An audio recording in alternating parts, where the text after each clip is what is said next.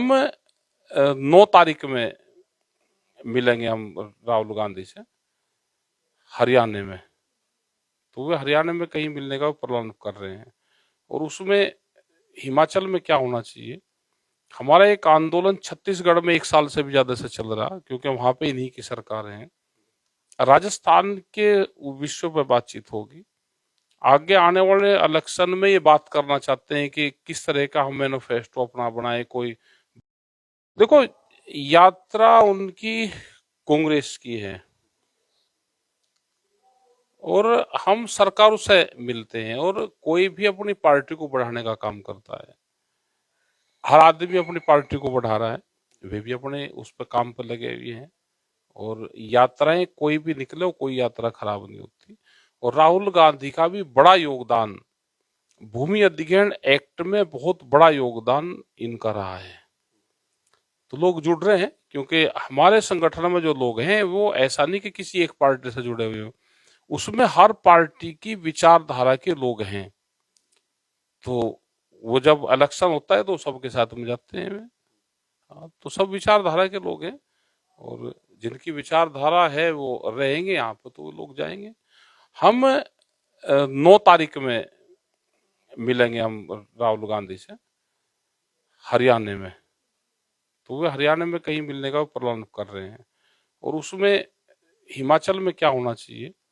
हमारा एक आंदोलन छत्तीसगढ़ में 1 साल से भी ज्यादा से चल रहा क्योंकि वहां पे इन्हीं की सरकार है। राजस्थान के विषय पर बातचीत होगी। आगे आने वाले इलेक्शन में ये बात करना चाहते हैं कि किस तरह का हम मैनिफेस्टो अपना बनाए। कोई बातचीत एग्रीकल्चर पे हम क्या करें। तो क्योंकि 3-4 स्टेट में इनकी सरकारें हैं तो वहां पे किसानों को क्या क्या दिक्कतें हैं, तो उस संबंध में और सारे सब्जेक्ट पे इनसे बातचीत होगी। और हम हर पार्टी के उन लोगों से बात करेंगे जिनकी सरकारें हैं कि वे अपने स्टेट में किसानों का, गांव का, गरीब आदिवासियों का चेहरा बने। तो हमें ऐतराज किसी से कोई बात करने में नहीं है, हम सबसे बातचीत करेंगे। भारत सरकार की भी जब कहेगी तो जब उनसे भी बात करेंगे। हिमाचल के सेब उत्पादक किसानों की समस्या आपने लगातार उठाई। अब हिमाचल में सरकार बन गई है कांग्रेस की, तो क्या ये मुद्दा भी उठाया जाएगा? बिल्कुल उठाया जाएगा क्योंकि सेब का भी एक बहुत बड़ा क्षेत्रफल है। वो चाहे जम्मू कश्मीर में हो, वहां पे भी हम गए थे। हिमाचल में भी, क्योंकि वहां पे अडानी का पूरा व्यापार और पूरा कब्जा हिमाचल के सेब पे है। तो वहां पे भी भाव कम मिलता है। वहां पे भी जो सीमेंट प्लांट थे हिमाचल के, जैसे इनकी सरकार आई तो अडानी ने उनको बंद कर दिया। तो ये क्या सोची समझी रणनीति है। वहां से बहुत जो ट्रांसपोर्टर है उनको बहुत नुकसान हुआ और वहाँ के जो आम लोग हैं जिनकी जमीन नहीं गई उनको हिमाचल में नुकसान हो रहा है। तो उस संबंध में भी बातचीत हम करेंगे और इस संबंध में भारत सरकार से भी हम लेटर लिख के और बातचीत करेंगे। 7 तारीख को आपने मुजफ्फरनगर के खतौली में महापंचायत बुलाई है, तो इस महापंचायत के जरिए किन किन मुद्दों को आवाज दी जाएगी? वहाँ पे गन्ना भुगतान का रहेगा, बिजली के इशू रहेंगे। वहाँ पे जो हमारे अध्यक्ष है वहाँ के कपिल सोम, उसका इशू रहेगा। तो वहाँ पे ये जो यहाँ के इशू है ये रहेंगे और एक बड़ी पंचायत वहाँ पे कर रहे हैं। मुजफ्फरनगर के सैकड़ों व्यापारी इस वक्त अपनी दुकानें बंद करके धरना देने पर मजबूर है, और आपकी जानकारी में शायद होगा एसडी कॉलेज मार्केट का मामला। तो भारतीय किसान यूनियन इस मामले में भी कोई रुख अख्तियार करने हम वाली है? लेंगे, व्यापारियों का भी संज्ञान लेंगे क्योंकि उन्होंने वे दुकानें पगड़ियों पर उस पर ले रखी है, पीढ़ी दर पीढ़ी उस पर काम करते हैं।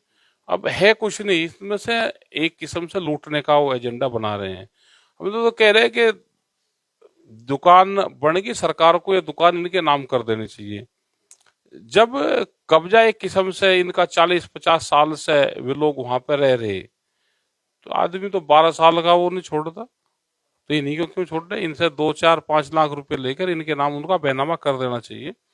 और जो इस पर अपना मालकियाना हक जता रहा, जो इनसे पैसे लेता है, किराएदारी लेता है, वो सब बंद कर देनी चाहिए इनको।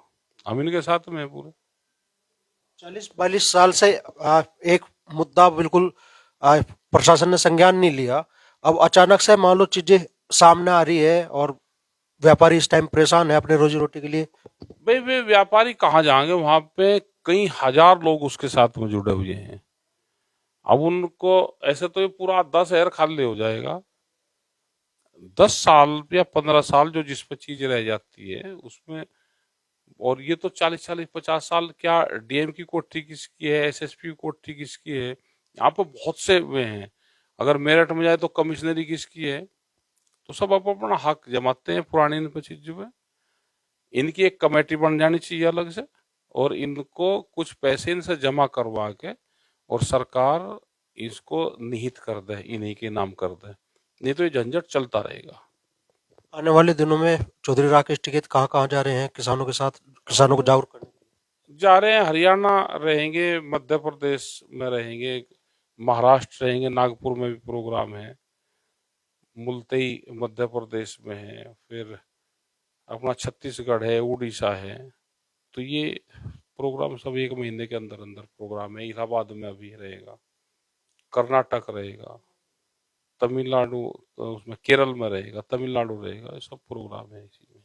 एक आखिरी सवाल आपसे, राहुल गांधी के साथ आपकी मुलाकात होने वाली है जैसे आपने बताया 9 तारीख को, तो क्या सिर्फ मुद्दे रखे जाएंगे या आप चाहेंगे भी कम से कम किसानों की कुछ समस्याओं का हल निश्चित तौर पर हो, खासतौर पर उन राज्यों में जहां कांग्रेस शासन कर रही है? बिल्कुल, हम बात स्टेट वाइज भी बात करेंगे, वो पूरे लेटर उनको देंगे कि यहाँ यहाँ स्टेट में, यहाँ जहाँ सरकार है वहाँ ये इशू है, इसका समाधान आप कर सकते हो, और आगे आने वाले टाइम पे इलेक्शन में अपने ये एजेंडे रखो, तो सारी चीजों पर बात करेंगे हम।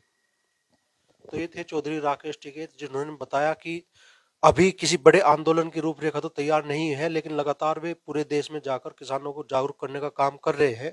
और 9 तारीख को कांग्रेस के बड़े नेता, पूर्व कांग्रेस अध्यक्ष राहुल गांधी के साथ भी भारत जोड़ो यात्रा के दौरान उनकी मुलाकात होने वाली है, जिनमें कांग्रेस शासित जो प्रदेश है उनमें किसानों से जुड़ी समस्याओं को प्रमुखता के साथ उठाया जाएगा।